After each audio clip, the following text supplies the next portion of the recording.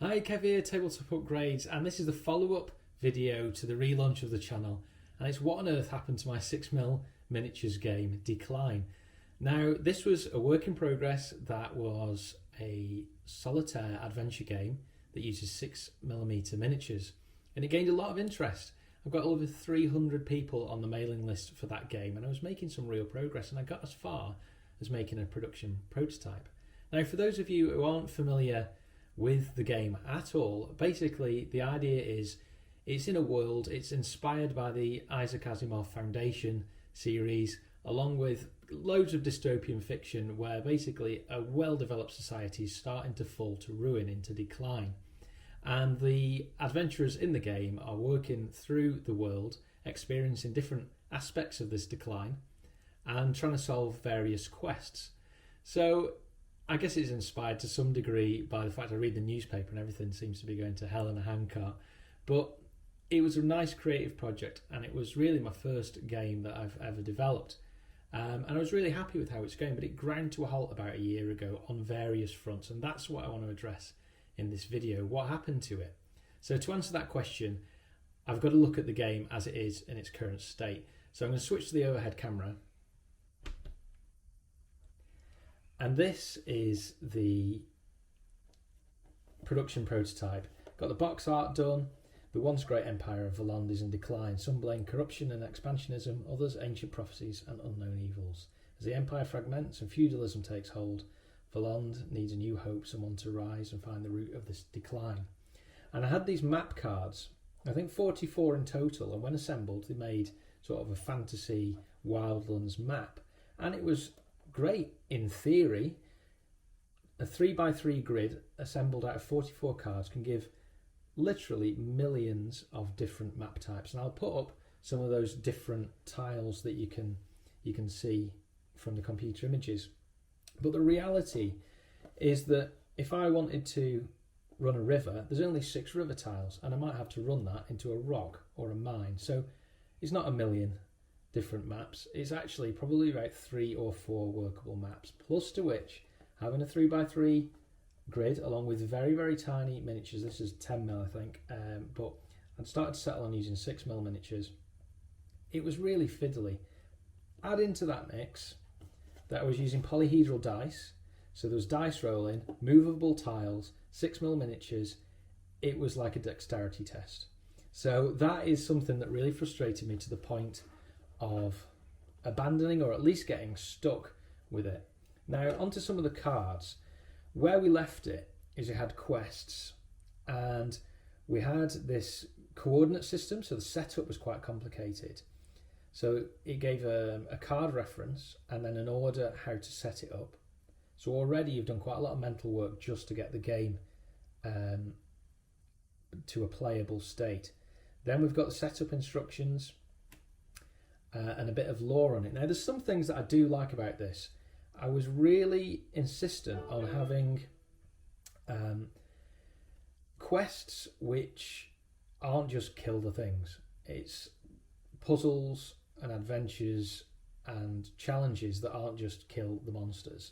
And that's something that I'm going to carry over. Another element that I was really interested in is having a crafting system, to the point where you could craft different items out of things you find in the game. That is again something that I really want to take forward, but it's extraordinarily complicated, way more so than I think I ever really anticipated. You've almost got an in-game economy which can easily throw everything out of balance. Now as for the monsters themselves, I was really happy with the artwork.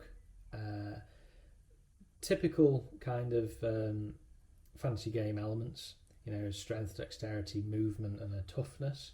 There's elements of that which are being brought forward. However, on a given map you might have 4 watchmen.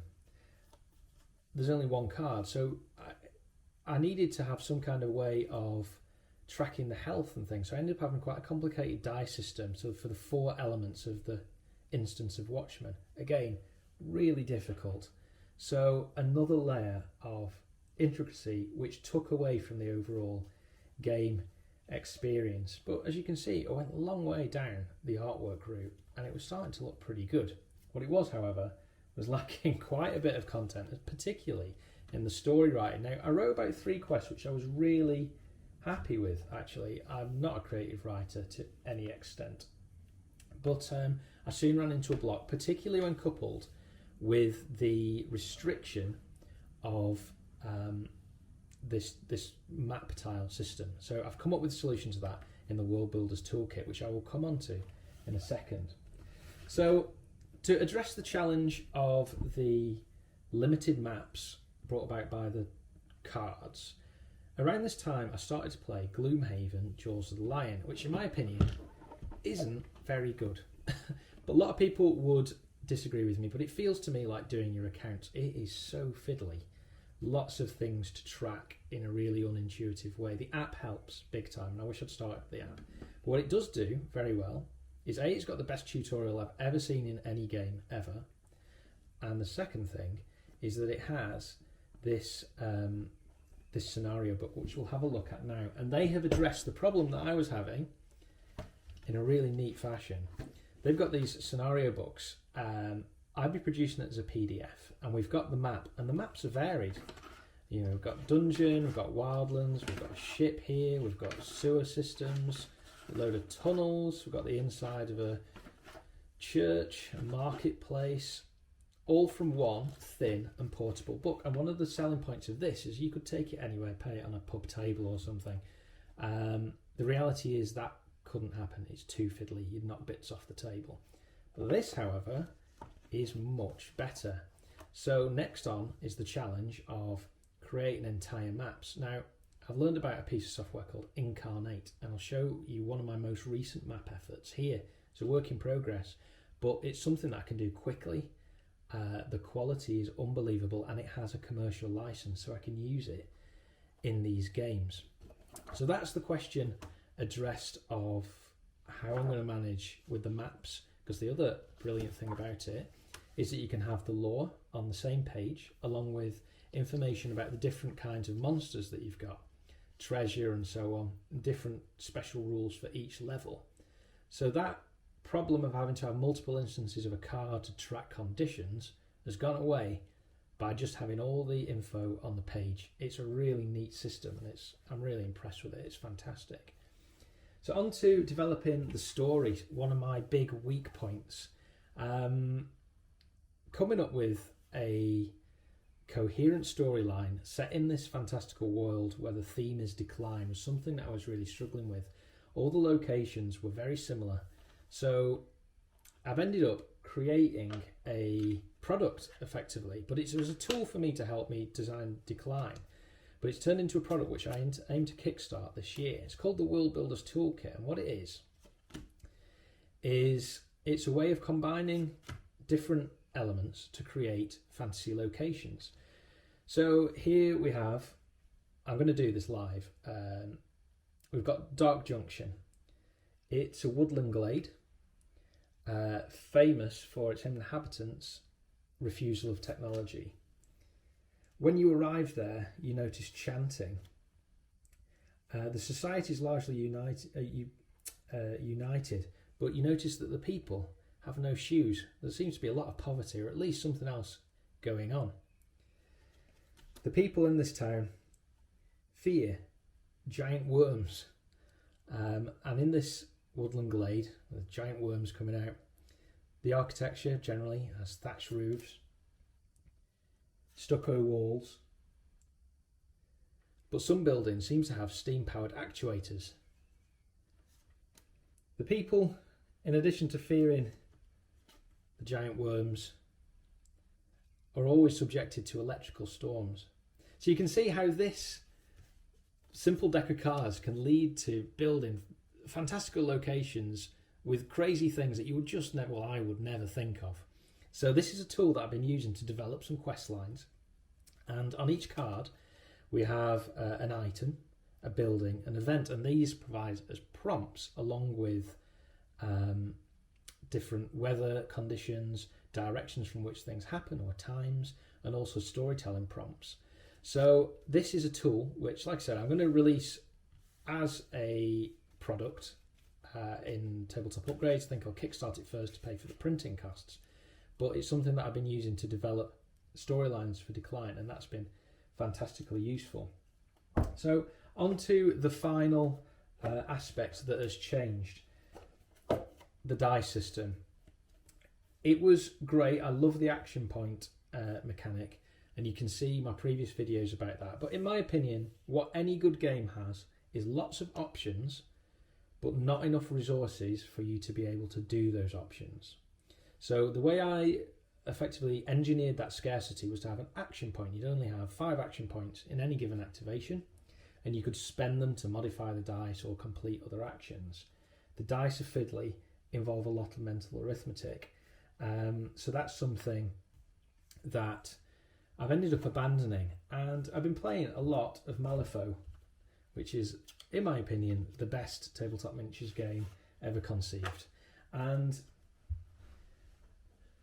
Malifaux uses a concept instead of dice called a fate deck, and it's genius. I'll do a whole video on why I think it's genius, but this is a fate deck. It's ostensibly a deck of cards. It's got the jokers included in there, a red joker and a black joker, which are like critical hit and critical fail.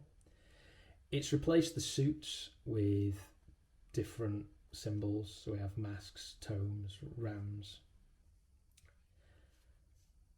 and you can see these dots here which indicate the severity of, say, damage, for example, or how effective a healing flip might be. It's a really, really clever system, and you start off with a hand of 6 cards, which means effectively in this hand I've got some bad instances, so 1s and 2s are obviously rubbish, but I've got a 12 here, so pretty much every activation I can make sure at least one thing, whatever I determine most critical, happens by deploying one of my really valuable cards. Now, like I said, I'll do a whole video on why this is a brilliant system, but I've chosen to deploy the same system using a standard deck of cards, jokers removed in this instance, in Decline. So you start off with 1, 2, 3, 4, 5, 6, 7 cards in hand, and these cards replace the dice. They also represent how much energy, physical energy, you have during the card. So you start off with 7 opportunities to do things. So you get a free walk, but then you'll commit cards to achieve different things. The first time you activate something, you'll commit 1 card. Second time, you'll commit 2 cards. Third time, commit 3 cards. And there's different instances which require 1. Each time, you'll be choosing the worst of the options. So it also represents an opportunity, the experience of the character tiring, fatiguing throughout the turn. And it's worked really nicely. You won't really understand it until I do a playthrough with this new system, which I'll work on over the coming weeks. But that's where we're at the moment.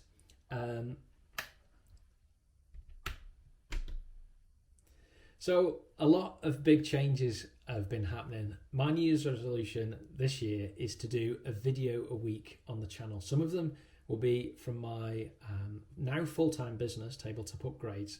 I have an Etsy shop sending about 200 packages a month out.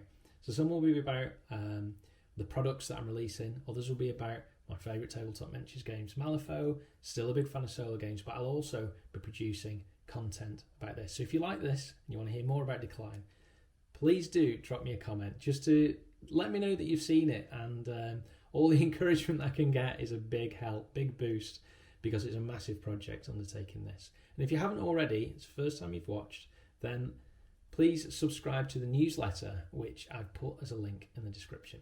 So thanks for watching. I'll see you in the next one, which will be next week, because I'm releasing a video a week. All the best, and see you next week.